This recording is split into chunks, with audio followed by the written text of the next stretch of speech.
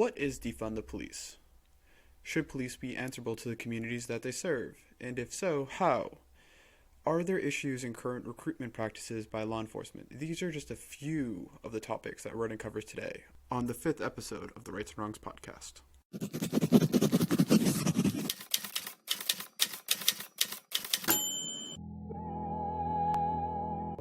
Welcome to the Rights and Wrongs podcast, the podcast where we talk about rights, privileges, and misconceptions.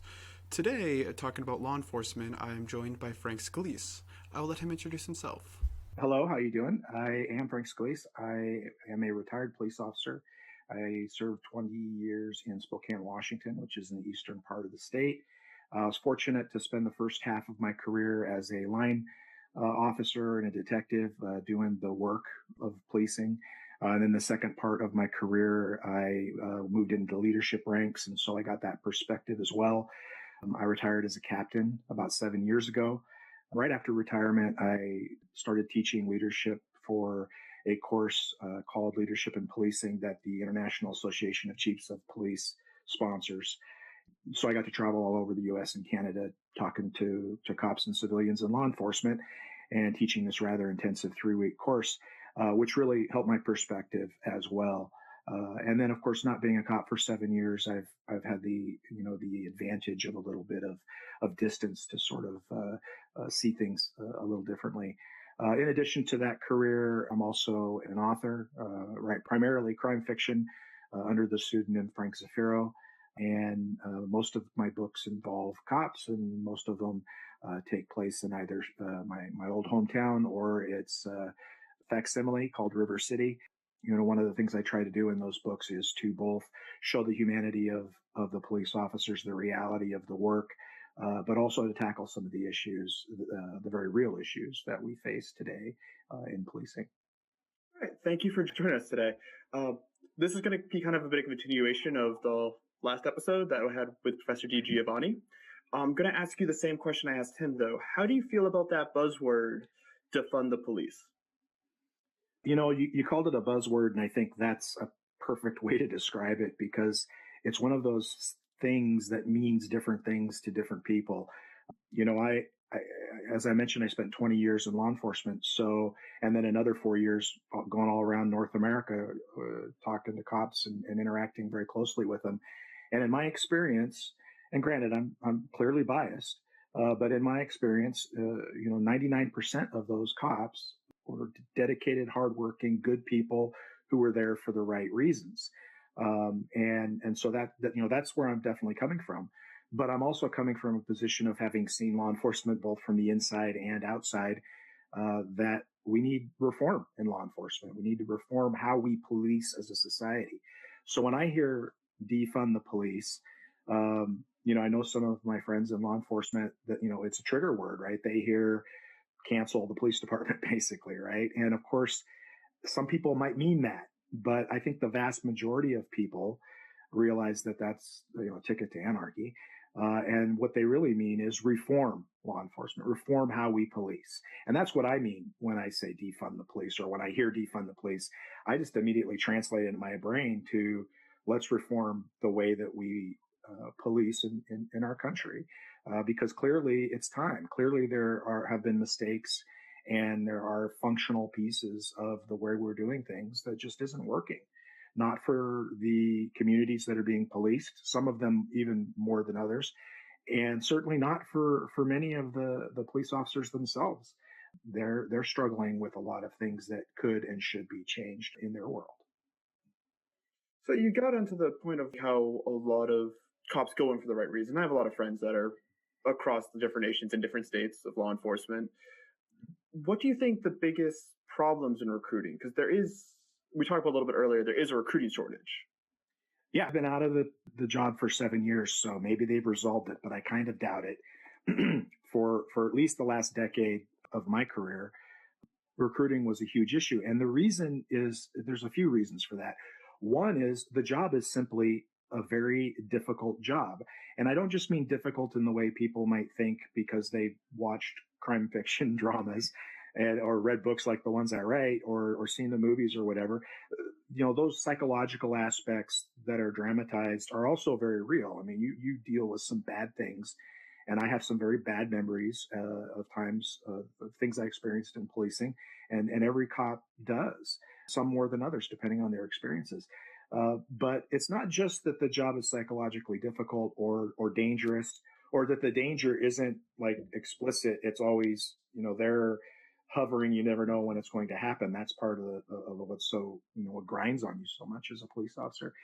But it's also that just the tasks being asked of the officers are many and varied. It's not a one-dimensional job like maybe it was, or three-dimensional job maybe it was many, many years ago, where you had to be able to, talk to people a little bit and fight, or something, back in the 40s or something. Now you're asking people to have a working knowledge of criminal law and keep it updated with criminal procedures, with new court findings and new changes to the way things are done, or changes to the laws. You're asking them to be able to drive a vehicle safely and expertly in emergency conditions and everyday conditions, which is, anybody who drives for a living knows the inherent danger of that. You're asking them to be computer savvy, both with databases and being able to write not just a coherent report, but a report that becomes the report of record, and upon which, these sometimes monumental court cases can turn on how that record was done. You're asking them to be able to investigate a crime scene, collect evidence, be able to talk to a 5-year-old who's just been molested, or a 95-year-old who's just had their house broken into, or a hardened suspect who just did one of those two things, and everybody in between, and still be able to get out of their car and chase somebody down a dark alley and roll in that alley fighting with them and win, or at least hold out until backup gets there. So it's not a one-dimensional or even a three-dimensional sort of ask. It's a very multifaceted job requirement. And so, frankly, part of the recruiting issue is that the number of people who are qualified to do this job, because on top of all of that, you have to have sound character and be psychologically stable and be medically fit and all of that. And so the number of people who can do that within our society has diminished as the job has become more complex. And then you have to have somebody who wants to do it. So forget people who maybe it's not their calling, it just isn't. There are more and more people who look at the job and they see how tumultuous it is. They see how political it's become. They see the dangers that exist in terms of being sued, in terms of all of that. And they're simply, where maybe a generation or two generations ago, they would have been signing up and taking the exam. They're not even considering it now. And so you have this recruiting issue, and how do you resolve that? Well, I find it fascinating because you bring up multiple different issues, like having to be able to talk to a 5-year-old and a 95-year-old. And the biggest thing in law enforcement is when you're making an arrest, but you have to maintain chain of evidence. And the hardest thing, like I remember this from working in the military, I used to help the SACO by doing the urinalysis tests. So I was the guy that had to follow you into the bathroom and make sure that you, but you have to make sure. Like a fun job. It's a fun job, but you have to do you have to say the same thing to every single person, do the same motion, and it's very repetitive. And it even can be taxing with Marines who are every single, no, I don't want to say everyone's the same, but it's basically the same person doing this time and time again. But if you say one thing differently with one Marine and they fail their test and you said something different to them, they did, that evidence is now completely kaput. And you're talking about, we're having to deal with people from various backgrounds, different languages. I can speak a little bit of other languages, and like I know, even though I think I'm translating what I'm trying to say correctly, I'm probably not. And it's a lot right there. The next thing was the whole idea of education, because you brought up about like computer analysis and all this. One thing I found frustrating before I went for my master's is I was applying to a lot of police departments. I went through the hiring process for a police department in Vermont, actually. Passed the test, passed the physical. I just couldn't pass the polygraph.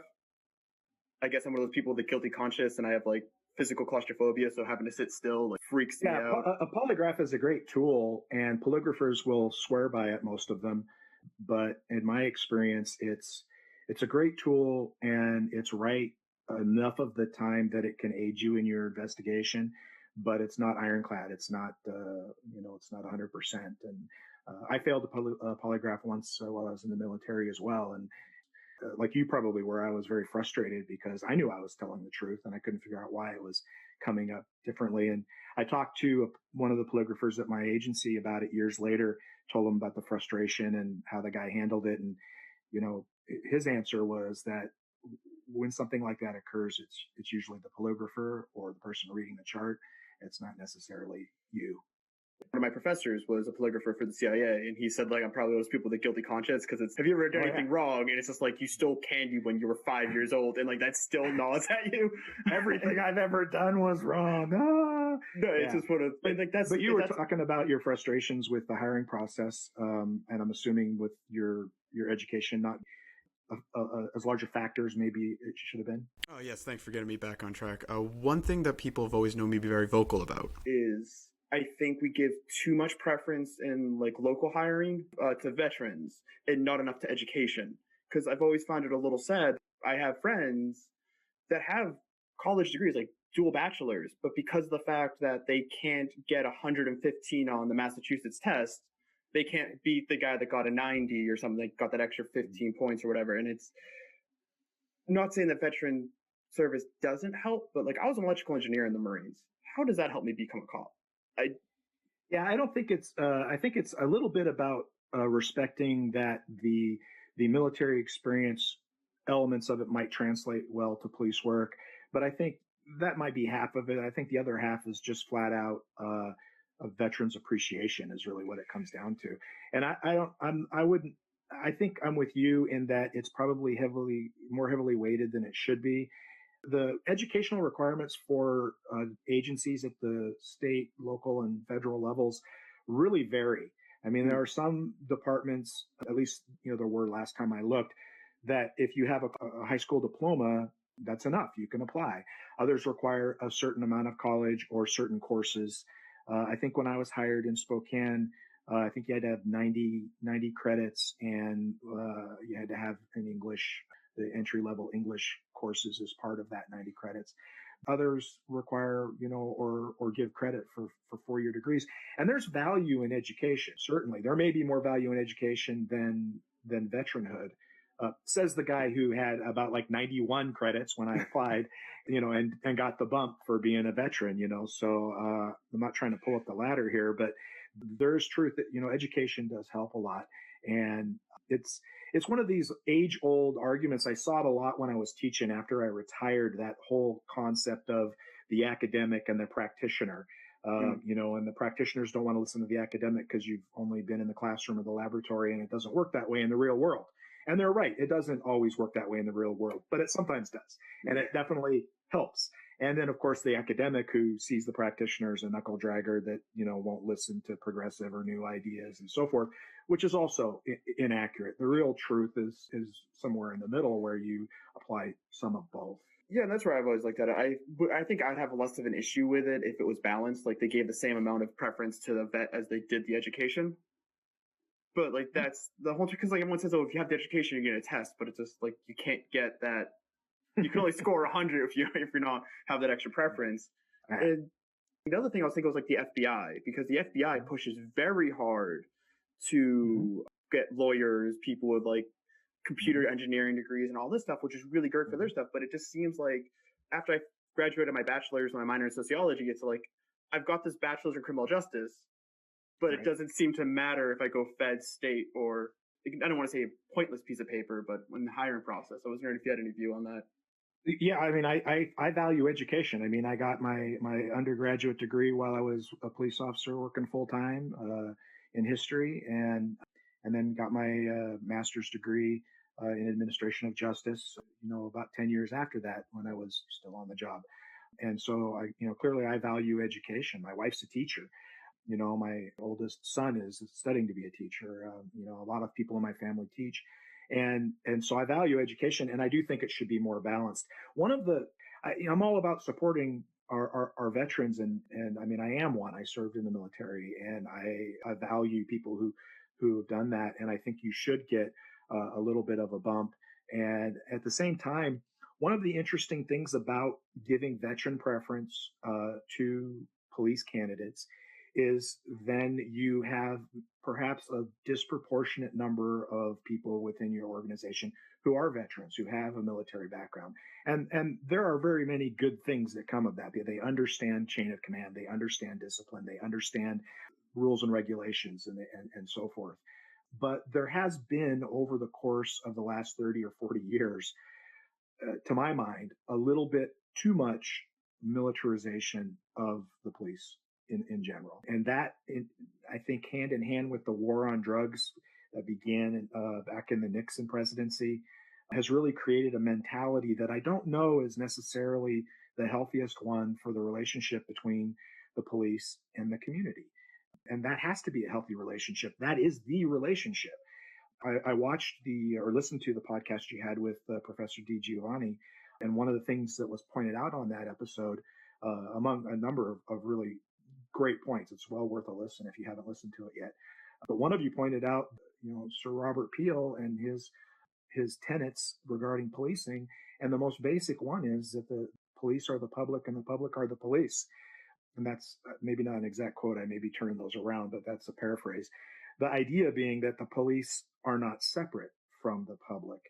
And through the war on drugs, which I'm not pro-drug, I don't think all drugs should be legalized. My friends that are listening to this or on the department are probably thinking I've gone around the bend on this, and I certainly haven't. But the war on marijuana was stupid. Let's face it. I mean, and when I was teaching after I retired, marijuana started becoming legal, and first, Colorado, and then Oregon and Washington, and of course I was living in Washington, and then now in Oregon. So, there's a pot store on the corner. If you want to go in, you can. It's not my thing, but other people, if it's your thing, great. And so a lot of cops that I knew and the cops that I encountered where it wasn't legal yet felt like it was Armageddon. It was going to be a disaster. It was going to be awful. And I just had to tell them, look, on the job, how many times did you ever have to fight with a stoner, with somebody who was stoned? Like, how many fights did you get in with somebody who was smoking marijuana? The answer is 0 point something. I guarantee it. You didn't even have to chase them. If you chased them and they ran off, you didn't even have to go after them. You just rattle the bag of Doritos and they'd come back. It wasn't, I'm not saying that any drug that is abused isn't hurtful. It certainly is. Alcohol is a great example, but it's legal. Pot's legal too. How many resources did we waste arresting people for possession of pot, possession of paraphernalia, possession of small amounts? Now, I'm not talking about the violence around the drug distribution trade that's going on. I'm not talking about that. That needs to be addressed. That needs to be policed. That's where the focus should be. And I feel the same way about the harder drugs as well. Not that they should be legalized, but that our focus should be on those elements.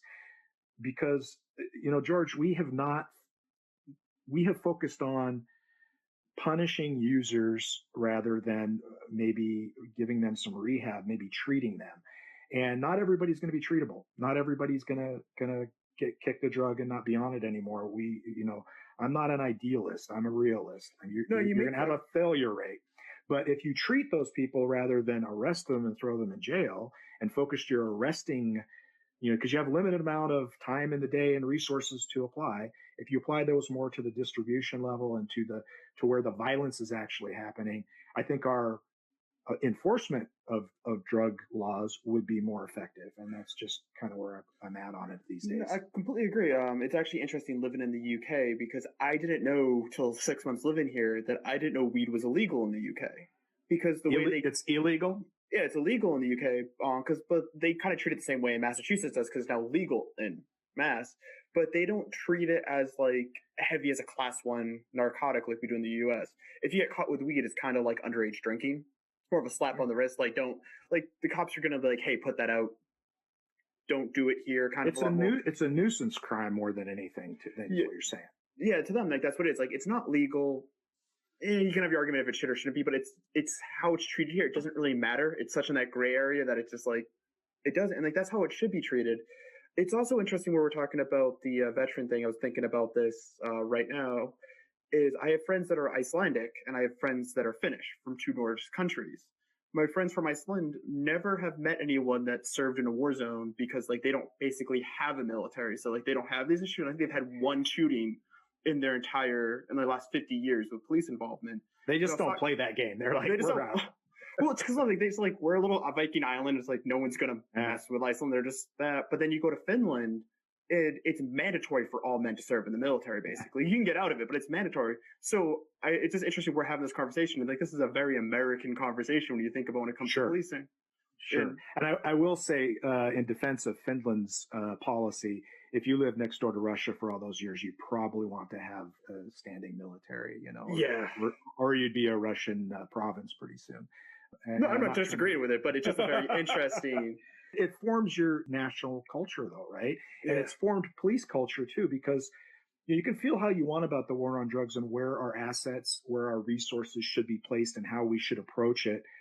And you can even call me a hypocrite if you want to, because I've arrested people for possession of drugs and in the past. And so I'm not saying that I've been perfect either, but if you can argue all you want about that, but declaring war on anything as a police culture and ramping up the militarization of the police, it has had the byproduct, I think, of really estranging a lot of police departments from the community that they serve. I mentioned at the beginning of this that I'm a writer, and any writer out there, admires other writers when they do a great job of bringing something, truth out through their fiction. And I'm a huge fan of David Simon's television show, The Wire, largely recognized as one of the best police dramas, if not one of the best television dramas of all time. I mean, don't ask Sopranos fans because they'll fight you over it, but The Wire is really good. And one of the things that's really good about it is it does tackle these sociological questions and these policing questions. And there's a real great scene in there where this is discussed, and it's a major named Bunny Colvin who's talking to an acting lieutenant named Carver. And he's talking about this militarization of the police. And he essentially says, look, if you see yourself as a soldier, then you start to see everybody else in terms of that. So they're either an enemy soldier or a non-combatant civilian. And the area that you police becomes occupied territory. I mean, it's a psychological discussion that he's having that I think has some merit. And people who have looked at this much more closely than I have written about it. And I think that approach has bred this warrior cop mentality. And you and I talked about this before the show. I am in favor of the warrior cop. Don't get me wrong. I used to have in my locker every day when I'd open it up when I was on patrol, I had a little positive self-talk thing to kind of a. You have that in your first book. Your first book, it has goes on. And at the end of it, I like warrior in mind, body, and spirit. And the end of it was really important was I will survive. Right. And I didn't make that up. That was preached to me, rightfully so, at the academy. Listen, you may not like this, but the fact is a police officer, he or she has to be a warrior at some point. The problem I see is they don't have to be a warrior every moment. And what I mean by this is there's a movement that's kind of floundered in a lot of police cultures to shift to what they call a guardian model. And that guardian model, there's a little bit of disdain for that among some of the more traditional police officers who are like, no, I'm a warrior. Well, yeah, you are. And you have to be. There are times where you're going to be in that alley rolling around with somebody bigger, stronger, meaner, and more motivated than you. And you have to be able to rise to that occasion. But that's not every moment of your police career. And living in that moment or in expectation of that moment throughout your entire career, in every moment of that career, really creates an outlook and a way that you interact with people that maybe isn't as healthy as it could be. I'll give you an example. I don't think anybody would argue that the samurai were great warriors. I think you have to respect them. But while they lived by the blade and Bushido was their code and they were completely, that was their life. It wasn't all about the sword every moment. They wrote poetry. They did calligraphy. They did flower arrangements. I mean, they did artistic things as well. And then when the sword needed to come out, when it was time, they were the consummate warrior.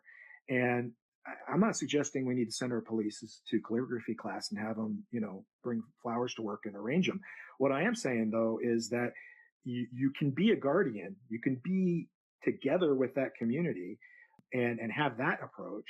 And then when the time and have that warrior mindset in terms of awareness, and when something happens where you have to bring out that warrior, you do, and you take care of business.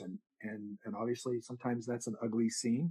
We've seen many examples of legitimate uses of force that are still ugly. I mean, it doesn't look good when you have to use force on someone, but it is occasionally a part of the job. And you want someone, look, put it to you this way, George, the better I am at the physical side of policing, at defensive tactics, at the more quickly I can take control of you as a suspect, the safer it is for both of us. And so having an adept warrior element to your police officers, all of them, to some degree or another, is important. But you don't have to live in that moment constantly. And I think when you do, it breeds that psychology of that warrior mindset in terms of the war on drugs and the militarization of the police, and everybody's an enemy or a sheep that I have to protect, or maybe I don't know which yet, so I have to be super vigilant. This throws up a lot of obstacles to healthy human interaction. And ultimately, that's what we want. You bring up a few great points, because it does bring back to the whole entire thing where we're talking about good aspects from the military. And like, there's a few things like I got from one of my NCOs, who was my corporal, then my sergeant, and he taught me something that's really important, which you talk about with the samurai, is he knew how to teach us, when you're the uniform and in the uniform, that's one thing. The second this uniform comes off, it's 5 o'clock, that doesn't come back till 07. He knew how to split, and it sounds weird having a split personality, but you have to sometimes, especially with jobs like law enforcement, which is hard, you have to leave it at the office. You can't. You really can't. You are absolutely right. You have to. It is extraordinarily difficult. This is why police burn out, because of hypervigilance, because they can't leave the job behind. Part of the reason is, as a police officer, and you're held to a much higher standard than the average butcher, baker, or candlestick maker that you live with in that community. And that's entirely appropriate. As much as it sucks when you're the police officer and you're constantly having to be vigilant about your own behavior, you can't get drunk in your backyard and scream, or you shouldn't, and certainly it's altogether correct for us to hold people to a higher standard when we've given them greater responsibility and authority. I'm not opposed to that at all, but it does have a psychological impact. And so turning it off is difficult in law enforcement. Now, there are ways to do that. And, one way that it was encouraged is don't necessarily surround yourself with only other cops in your friend circle. Have friends who are outside of the career field. It does help keep you grounded. It does help you maybe not be in that mindset 100% of the time. But that's a difficult proposition because, not everybody understands what the experience is like. They don't understand why you're being hyper vigilant. They don't understand why this makes you frustrated, or why you're being wary of this person, or why maybe you're keeping a very stony visage and not showing your emotion. There are very legitimate reasons why the police respond this way, and they're not malevolent or anything like that. It's just a regular psychological reaction, but they get interpreted, that this cop is arrogant, he's an asshole, she's, stone cold, whatever. And again, another barrier to human interaction that has consequences. The idea of community oriented policing is all about the police and the community working together. And all the things that we've been talking about, many of them are obstacles to that, psychological obstacles. I would like to see law enforcement move to a model that reinforces the psychology of community, of being part of it. And don't get me wrong, they have in many places, parts of departments, sometimes whole departments have done this. I'm speaking in generalities. And so, of course, there are exceptions. There are a minority of exceptions. There's a good number of them.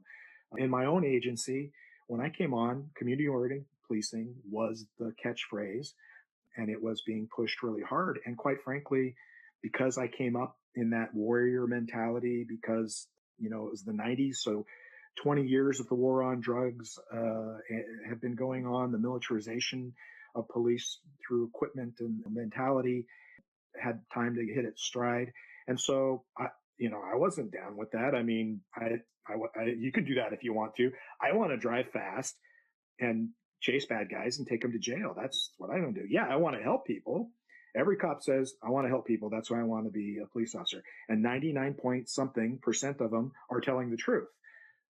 But how do you want to help people? Well, I guarantee a lot of us, and I was one of these people, wanted to help people by chasing bad guys and taking them to jail. We wanted to be warriors and help people by protecting them and by fighting against the bad guys. This was how we saw it. And there's a place for that. There's an element of that. There's a percentage of that has to take place. But we had some disdain for community-oriented policing. Some of the first officers who embraced it, there was a position we had called an NRO, a neighborhood resource officer. And this was a cop who would go into a neighborhood. They'd work out of the substation there, the community-based substation. We had one of those. Yeah, I remember them. It's a great model, but we had contempt for those officers when they first started. I mean, they weren't neighborhood resource officers. The NROs were not really officers. Is what I mean, we were jerks about it, to be honest with you, because they weren't fitting that mold that we had all been brought up to believe in, that was being reinforced of that warrior cop mentality. Now, when a couple of officers who had cachet, who had credibility, street credibility, when they stepped into those roles and you could call them leaders in doing this, they had the courage to say, yeah, this model could work. I'm going to try it. When they stepped into it and they started getting results, sometimes the same results that maybe these more empty holster officers, as we thought of them, were getting as well. But now it's, this guy or this gal who we respect, it's getting those results. It started changing some minds. And so community-oriented policing it absolutely can work. It has to work. That's how we have to police. It has to be in conjunction with the community. You can't effectively police without the community involved, because quite frankly, the community should be telling you what they want out of policing. Now, notice I didn't say how to police, because the police are professionals just like the firefighters and the doctors and the lawyers. I mean, a different kind of professional, different schooling requirements, obviously, but you don't tell an expert how to do their job. You tell them the result that you want. Like, you go to your doctor and you say, I want this to stop hurting. And the doctor tells you, take this pill, or we need to do an operation, or keep it still for a week, or whatever, because he's a professional. I want to come back to that, but also when you're going back talking about community policing as well, it is really important that people remember. It is one thing I'll talk about it a lot, but like here in Scotland, there's one police department.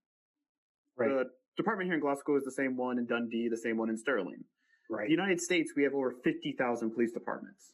And just because while community policing will look differently where my parents live in Scotland neck North Carolina compared to where I grew up in Quincy, but there also is that whole argument where you're talking about the old school, which is more like the broken windows theory.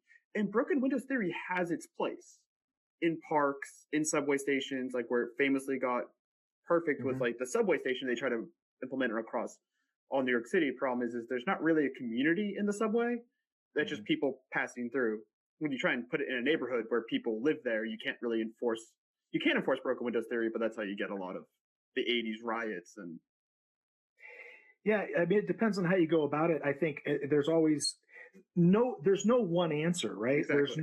There's no pill that we can all take and everything will be fine. It's multiple things, and it's how these things interact that has to be balanced and has to be looked at, because to draw an analogy, when I was pretty early on in my career is when the pepper spray OC-10 became a tool that the police were using, and we were issued this. I hated that stuff. I just could not stand it. And overspray was always an issue, and I hated it. But everything tastes like copper afterwards.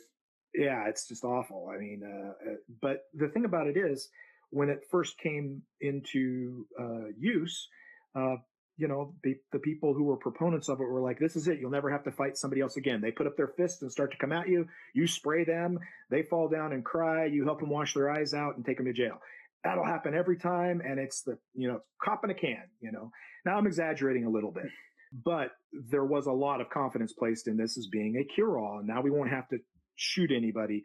Now we won't have to use our batons on anybody in a fight. We won't have to use fists or feet or grappling. Because we'll just get compliance with this new tool. It's the one size fits all. And of course, that's not the case.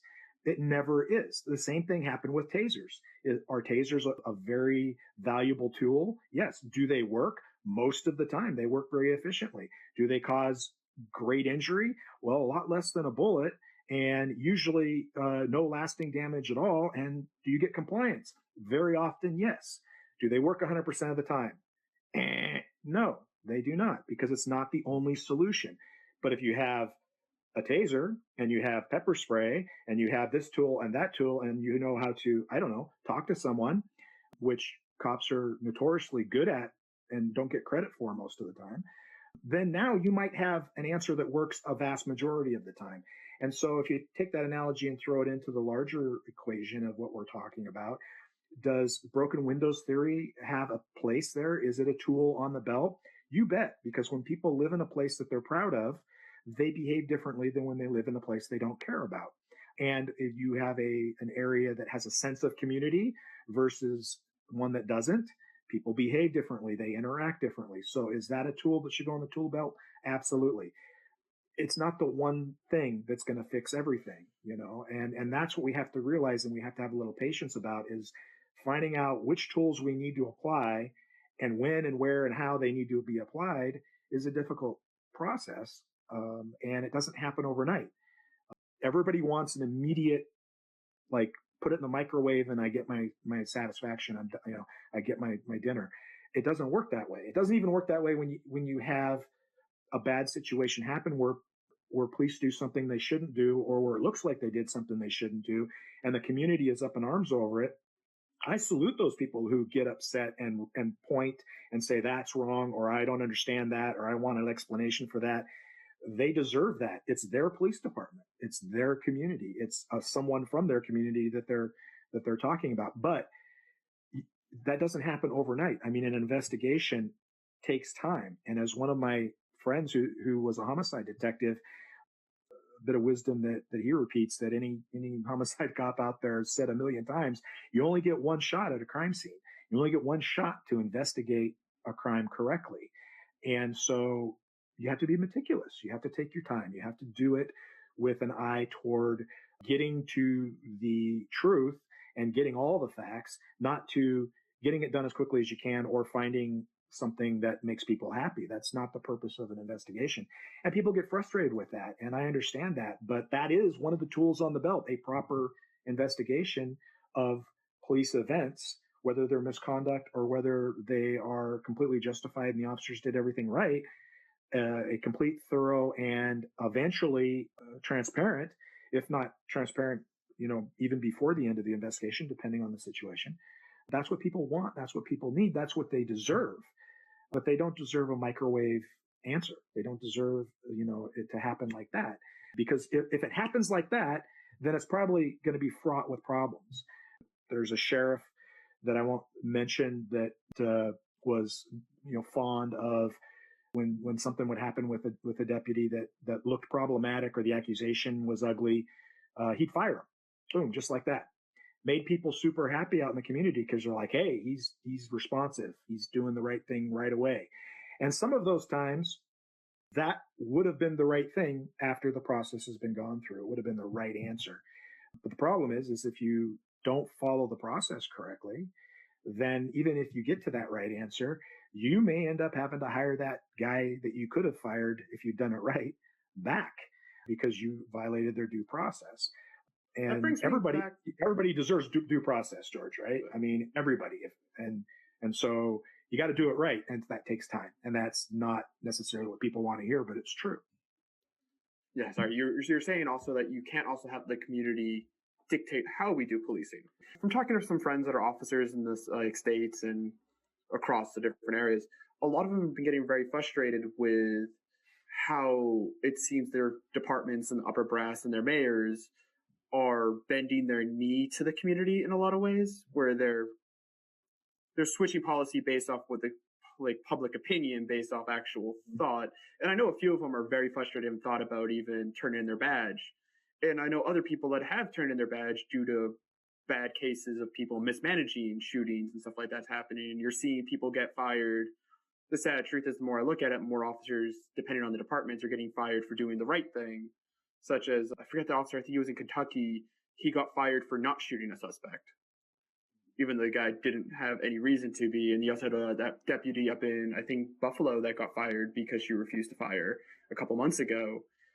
But then you have the same situation because of the strength of the unions, where bad cops are forced to stay on. Yeah. I was wondering if you had any message for those good cops, and most of them are good cops, that are getting frustrated with the system and they don't know what to do. Well, and what you're talking about when you say good cops is most of them. Yeah, is exactly. The overwhelming majority of them, at least in my experience. Now, I was a cop. I wasn't going home with most of these people or going to bars with them or going to dinner or the park or whatever. So maybe I didn't see their complete persona. But you work 20 years in a police department of about 300, you get a pretty good take on all 300. And traveling around the country and in Canada as well, my experience was pretty much the same as what I experienced during my career. Good people who are frustrated. Now, you bring up two really good points. One is this idea that, there's 9 good cops and 1 bad cop. And then the refrain you've been hearing out there is, well, if the 9 good cops don't do something about the 1 bad cop, then you have 10 bad cops. And if those 9 cops know that cop is a bad cop and they have evidence of that, then I completely agree with that premise. But it's a flawed premise in general, because most of the time, the vast majority of the time, those 99%, they don't know in a I can prove it sort of way that there's something wrong with that 1%, that 10th cop or that 100th cop. Because and I agree. I don't think it's 10% either. I know tons of cops, and I've never met one that I think's a bad one, but they're out there. We're seeing the news on it. I had a 300 officer agency, another 100 and some civilians over a 20-year period. So, obviously, however many people that ends up being, 1,000 people I worked with or whatever it is, I could probably think of 4 or 5 that if you showed me evidence of something criminal or bad that they had done, I would say that tracks. But I didn't have that information, or I would have done something with it. And I think you agree, even that 4 and 5 is too many, though, when it comes to something else. I completely agree. But the problem is, if you're working on a platoon with another cop and you hear rumblings, oh, hey, that George, he's dirty, man. He's sleeping with hookers or stealing from drug dealers or whatever nefarious thing you want to say that he's doing. What am I supposed to do with that? Go tell my sergeant, hey, I heard a rumor that George, what's the sergeant going to say to me? Sergeant's going to say, do you have any direct knowledge of this? Well, no, I don't. It's a rumor. Okay. Well, you're going to go confront George about it?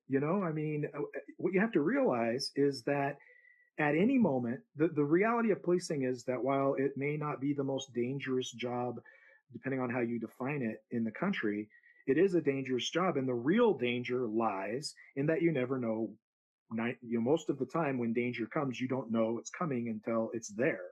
There are some situations where going in, especially a SWAT team situation, they know they're going into danger. But a lot of times you walk up on a car for a traffic stop and now you have danger. You knock on a door for domestic violence and now you have danger. And I don't mean run-of-the-mill danger. I mean the escalated, life-threatening kind. When that happens, your radio is your best friend most of the time, right? A lot of times what you're going to say is, I'm talking to George here and he's getting amped up. I see trouble coming. Start me another unit. Whoever's answering that is somebody that you work with every day. And you have to have that relationship to trust that they're going to come and when your life depends on it, and you're going to go when their life depends on it. So with those kind of things at stake, unless you have direct knowledge that somebody is doing something wrong, you're not going to rumor monger about it. In fact, rumor mongering is something that just devastates morale anyway. Now, I don't want anybody to take what I just said to excuse people who do have direct knowledge or are participants and are not coming forward or not doing something about it. I mean, you look at the Chicago SOS story from the mid 2000s or Rampart or something like that. I'm not excusing anything like that. Don't get me wrong. I'm just saying that you can have one or two guys that maybe work together a lot, and maybe they both are doing some questionable things, but nobody else is aware of it and they're covering for each other. That doesn't make the other 12 cops on that platoon bad cops because they don't have that direct knowledge. If they do and they don't do something about it, tell a sergeant or tell a leader that can do something about it, and then the department doesn't do something about it. Now you have corruption at a wider level more than just individual corruption. And I think a lot of people don't realize that about cops, though, is like how often, 99% of the time, but they're by themselves. They're in their cruiser. They're depending on the agency, you have a lot of one officer cars. We did doubling up and getting to ride with a partner was a luxury. It was a big deal. It was, hey, we're fat today. We got a lot. Nobody's on vacation. Nobody's sick. Nobody's on a detail. We got above minimum. So yeah, sure, you can ride with somebody. And so it was a big deal. It was fun. A lot of agencies have that going on. And so, yeah, you're by yourself. You make a traffic stop, you're by yourself. The other thing you brought up was the police union. And I have mixed feelings on that as well, because, when you ask someone to do an extraordinarily difficult job and you ask them to put themselves in harm's way, both physically, mentally, and legally, for the public good, I don't think it's inappropriate to necessarily inappropriate to come along with that some qualified immunity.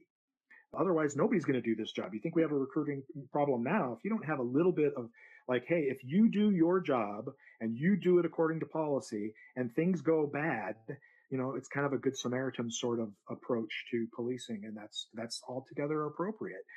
The problem is that I worry about and that I've seen in some cases is police union, any union's job is to benefit its members. But sometimes you see the union protecting an individual member that by protecting that member to the degree that they are, I think they're damaging the rest of the membership. In other words, you make the entire police union look bad when you support and back up somebody who obviously did something wrong.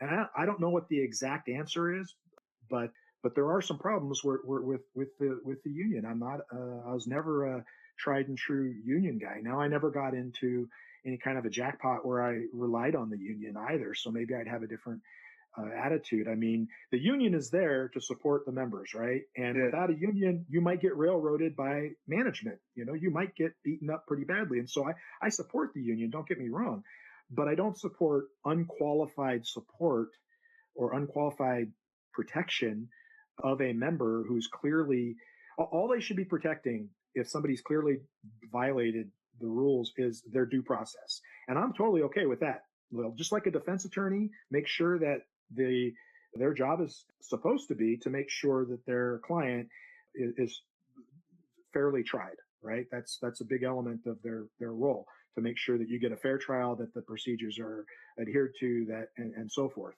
and that everything that needs to be put before the court on your behalf is put before the court. That a union should be doing that for its members when they're accused of something. A union should be negotiating for better wages. I get all of that, but a union shouldn't be protecting malfeasance. And so often in the news, that's when you see the union is because somebody obviously did something they shouldn't, and the union is firmly backing them. And a lot of the union I was in, there was a lot of dissension because of that, at least years ago. So, because my big close experience with unions is like when I was in high school, I was being trained as a welder, so I got really close to like the local 7, local 17 iron workers and all that. So I have great respect for unions, but when I see certain things, like you said, unions are there to protect people. What they're not supposed to do is they're not supposed to set policy. Like one thing that drove me insane was when the head of the union in New York City started saying that like, oh, because you want to tell our officers how to do something, like tell them to work slower and make less arrests. And I'm like, that's not your job as the union. Like if I was working for Local 7 and OSHA gave out a new like safety regulation and Local 7 said ignore OSHA, that's not your job as right. That's where I have a problem with the union. Exactly. And I, like I said, I am very pro police. I don't want anybody hearing this to think that I've turned in my blue at any stage of the game here. The police would love Well, just to finish off on unions real quickly, in my state, we had binding arbitration, which meant if we couldn't reach a contract with the city, eventually after mediation, an arbiter would come in and binding arbitration would be the outcome. The reason for that, because we weren't allowed to strike, which made good sense, right? Public safety was an issue. You don't want to have striking cops. I think it's ridiculous. I never would have done it anyway, but it's a bad thing. So, there's some give and take there, right? You guys can't strike, but we'll give you binding arbitration so you get treated fairly. That kind of thing. I guarantee you that it was the union somewhere down the line, and I haven't researched this, so I might be just talking right out of my backside here, but I would be willing to bet serious money that it was a union somewhere down the line that got that benefit, that at some point you can't strike and that's it. And the union said, well, hey, let's be fair. If we can't strike, we should get binding arbitration. And that was probably hard won. And so I'm in favor of the union for those sorts of things. I'm just saying that just because you're a cop and you're part of a union, you shouldn't be shielded against bad actions, against malevolent actions. It's just not the way things should go. All right. One thing, we're coming up actually on an hour now. I'm going to let my guests that are on ask some questions. If they don't have any questions, I have a few questions that some friends sent me. While they're waiting to write, did you have a book or piece of media that you wanted to promote? Sure. I write a series of books with a co-author named Colin Conway, who was also a police officer in Spokane for 5 years. It's called the Charlie 316 series. The last book in that series, Code 4, comes out 11/23 of this year. And the series really explores some of the things that we've been talking about: noble cause corruption, race relations, the reality of policing. And then the other series I write is the River City series. And in that one, I really try to show what it is that cops go through at the line level. And then as the series progresses further up the line, you see scenes from that as well. And in that series, especially, hey, the cops are the good guys. So if you hate cops, don't read that series, but they're not perfect. They make mistakes, they have weaknesses, and so forth. And so, it's been called a paperback ride along by one reviewer. I think it gives a pretty accurate picture, if dramatized. Thank you. For my media stuff that I'm going to say, first thing is the Rights and Wrongs podcast website is now up. We're now posting articles. If anyone's interested in writing an article, submit it and I'll send it to the editors. You can also buy some cool merch like this to help try and keep us alive. I'm sure you can confirm that running a podcast is not free. It does have some. It is not. It has some overhead. Also, it's coming close to the election. I'm not going to say who to vote for, but get out and vote. As I said last time, 25% of our law enforcement is actually run by sheriffs, and sheriffs are elected by you. So if you're having problems with your local county and like how things are going, learn how your law enforcement works. Every state's different, but get out and vote. Your state elections are just important as the presidential election. I'm sure by now you want to vote for president, and I'll leave it at that. Looking right now, I don't have any new questions, but I did have one last question that you taught for International Sheriffs Association, correct? It was the International Association of Chiefs of Police. It's a non-profit or not for profit. I can't remember which, but it's a non-profit organization that really their mission is to assist law enforcement across the country and actually internationally with every aspect of that. That includes training, it includes research, and it includes networking, learning from each other. And one of their flagship courses is called Leadership in Policing, Leadership in Policing Organizations, LPO. It's a great course. It's a 3-week course in leadership, and it's geared towards leadership at every level in the organization.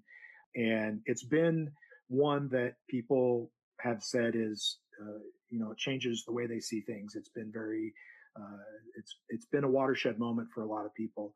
And it was extremely gratifying to be part of that and to teach it in such diverse places as Albuquerque, Cleveland, Pittsburgh, and then, Vancouver, Calgary, Regina, Saskatchewan, all over the country and in Canada, and to see the similarities and differences in the police cultures there, but to see people really honestly examine things and talk about leadership in a meaningful way, and then apply the principles of human behavior that come out of that.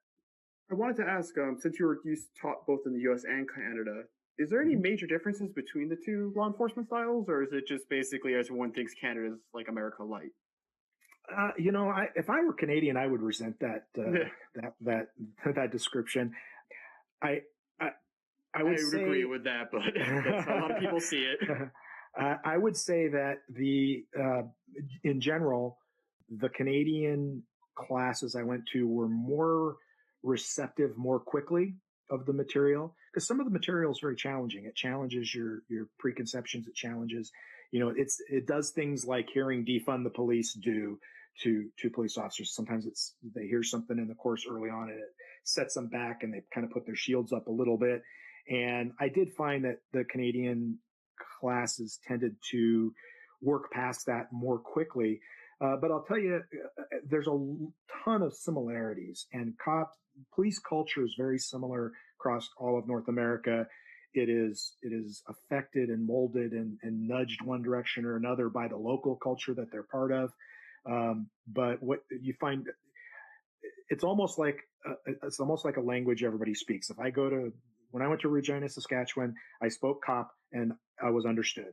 When I went to Cleveland, Ohio, I spoke cop and I was understood. Went to Albuquerque, I spoke cop and I was understood, because there's a commonality, because the job is very similar, and the frustrations that come out of the job and the satisfactions that come out of the job and the dedication and the requirements, they're all very similar.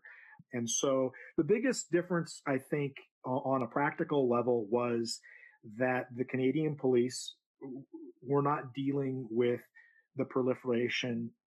I have headphones on. I don't know if I said that right. Proliferation of handguns that we are in the U.S. That's not to say that they're not there. It's not to say that they don't deal with them in the criminal element. They certainly do, but it isn't as widespread necessarily.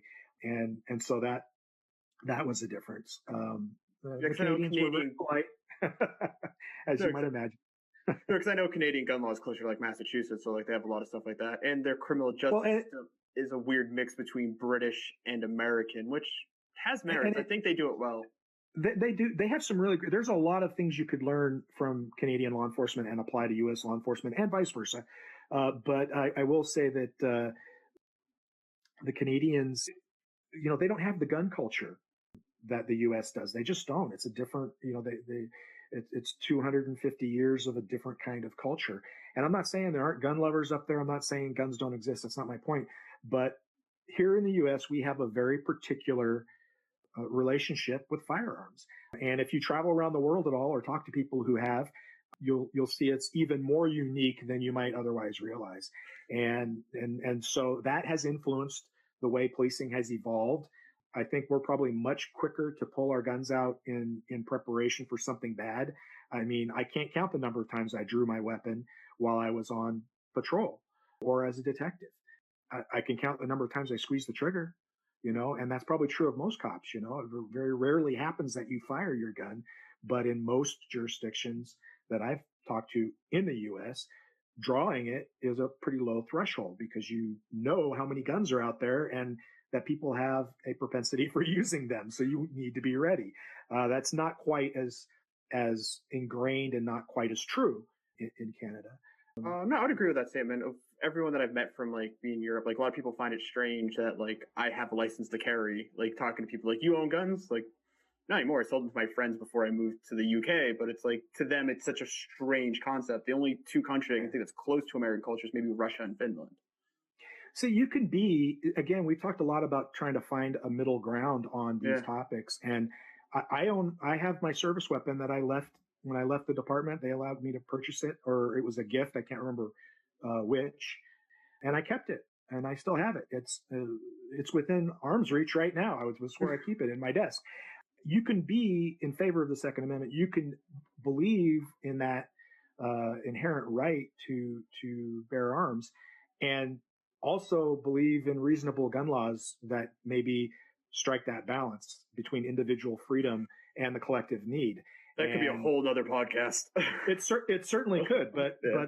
the tie-in here is that it's not everybody should have any gun they want all the time, any gun whatsoever with no restrictions, and it's not fire all guns into the sun because they're evil. In my opinion, it's somewhere in the middle. Now, everybody's going to define where that middle ground should be differently. That's the political process. I'm just saying that a lot of positions are not mutually exclusive. Me saying that I support police and that police officers are good people, the vast majority of them, that they are doing the job for the right reasons, that they're doing a difficult job the best they can, and they're doing it for you. That statement can absolutely exist alongside me saying we need to reform how we're doing policing in the world. What we're asking our cops to do that other people maybe could be doing who are more equipped to do that, and thus removing a lot of the danger and the workload from the police officers so they can focus on those things that maybe should be in their bailiwick. Me saying we need police reform, law enforcement reform, can exist in the same world as my support for the police. It's a great part. Like, you can see it across American politics right now, is that we forget that you can support an idea and critique an idea at the same time. Right. I mean, I saw a quote the other day. I'll probably screw it up here, but it was, you have to understand to agree, but you don't have to agree to understand. That's on my Instagram post, actually. Was that you? Was that you? Yeah, and it's a great idea. I mean, yeah, if you and I understand each other and we agree, that's wonderful. But if we disagree, but we still understand each other, then at least we're having an honest conversation. Yeah. And that's the first part to, first step towards getting somewhere. And maybe we can find the middle ground that we need to find. I'm going to finish this podcast right here. Did you have any final statements? No, I just want to reiterate that, granted, my experience is biased. I was a cop and I worked around a lot of cops even after retirement. But the vast majority of those people that I have interacted with are good people who are working hard, who are dedicated, who are there for the right reasons, and who probably want some form of change in how we police as a society, just as much as you might.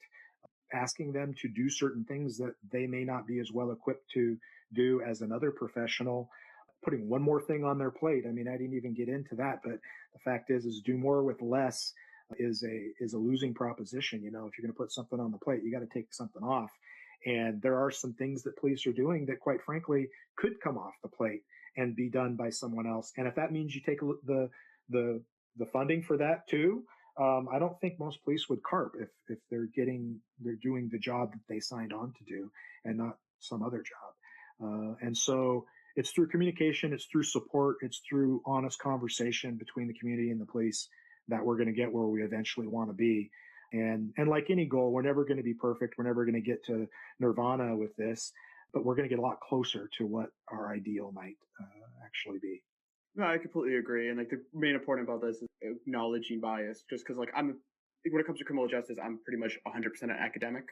I have theory, I understand a lot of thought practice things, but I will never know what it's like to pull up in the middle of the night. I've been on the receiving end of a traffic stop, but I've never been in their shoes, so I can only theorize. But both sides do have to have that conversation and try to understand the other, else we're just talking to walls. And embracing the academic and embracing the practitioner, the experience, the classroom and the street is important. I mean, I've been in both. I've taught at the university and at the college level, community college, and online courses as well as the IACP course. And I've been on the street. And I can tell you that there are elements of both that if you draw them together, you'll have a much better viewpoint, a much stronger approach. It's not one or the other. It's not to sound too much like Mr. Miyagi here, but it's about finding the balance, Daniel-san. All right. Well, I'm going to end it right there. Thank you so much for being a part of this podcast. Thanks for having me. And thank you for listening. If you enjoyed today's episode, you'd probably also enjoy episode 4, where Professor D. Giovanni and I discuss many of the same subjects here, such as defunding the police and military influences. To hear more from Frank Scalise, join us on the next Sidebar segment, where we discuss his latest book series and what it's like to be a crime novelist. If you yourself would like to be on the podcast, feel free to email me at rightsandwrongspodcast@gmail.com, all one word. If you prefer to be seen as in the written word than the spoken, we are now also launching an article section of the website. Just look at www.rightsandwrongspodcast.com and review the blog and the guidelines for posting. Thank you and have a great night.